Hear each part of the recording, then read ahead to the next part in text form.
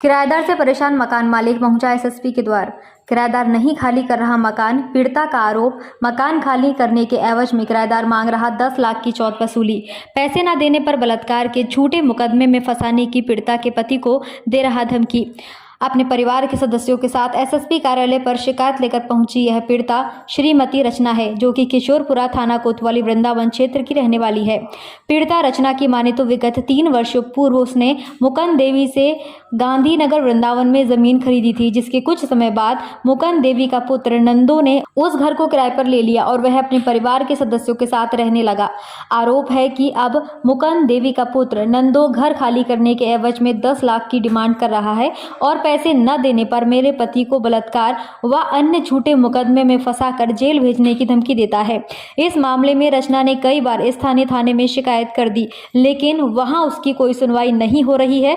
इसी को लेकर पीड़ित रचना आज एक बार फिर से एसएसपी कार्यालय पहुंची है, जहां उसने एक प्रार्थना पत्र देकर रिपोर्ट दर्ज कराए जाने की वरिष्ठ पुलिस अधीक्षक से गुहार लगाई है।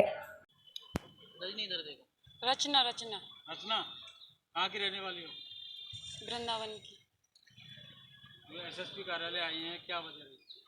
जी मैंने एक मकान खरीदा था और उसके थोड़े दिन बाद उनसे वो लोग मेरे पास आए कि हमें किराए पे रहने के लिए दे दो। हमने दे दिया, फिर उसके बाद वो खाली करने का नाम नहीं ले रहे। फिर उल्टा सीधा आरोप लगा के किसका मकान था और किसने किसको बेचा? मुकंद देवी का मकान था, उसने रचना मेरा नाम है मुझको बेच दिया।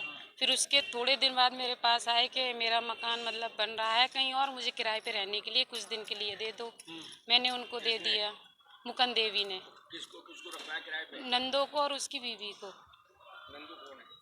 नंदो उसका लड़का है। तो कब की बात है ये? ये 2019 में मैंने उससे खरीदा था। कितने रुपए में खरीदा था? 4 लाख में। अच्छा। उसके 6 महीने बाद वो मेरे घर आए थे और उन्होंने मुझसे किराए पे रहने के लिए मांगा और किराया भी बोला कि कुछ किराया भी दे देंगे, लेकिन दिया फिर? कुछ नहीं दिया उन्होंने। तो आरोप क्या लगा रहे हैं वो तुम पर? अब वो आरोप ये लगा रहे हैं कि मकान जब खाली करूंगा 10 लाख रुपए देगी और नहीं तो तेरे पति पे मेरी बेटी का उल्टा सीधा आरोप लगा के तुम्हारी रिपोर्ट कर दूंगा। जेल भेजने की धमकी दे रहे हैं? जेल भेजने की धमकी। कौन दे रहा है धमकी? नंदो और उसकी बीवी। नंदू और उसकी बीवी। तुम क्या रहती हो इस समय? जी मैं एक पास में ही घर है, वहाँ पर ही रहती हूँ। तो उस घर में नहीं रह रहे? नहीं, उस घर में वो खाली नहीं कर रहा है तो मैं वहाँ रहूँगी कैसे? अब क्या चाहती हैं? अधिकारियों से मिले यहाँ?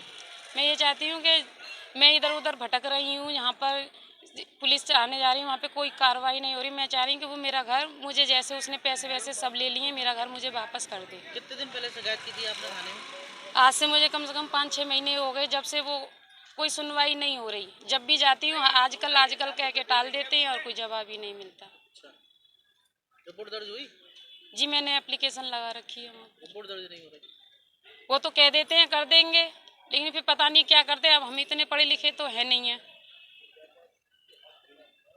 फिलिप्स एक ऐसा नाम जिसे जाने सारी दुनिया। शहर के प्रमुख बाजार होली गेट पर मौजूद अंतर्राष्ट्रीय ब्रांड फिलिप्स का नया शोरूम स्मार्ट लाइट हब, जिसमें मौजूद हैं आपके घर को सजाने के लिए हर प्रकार की लाइट्स।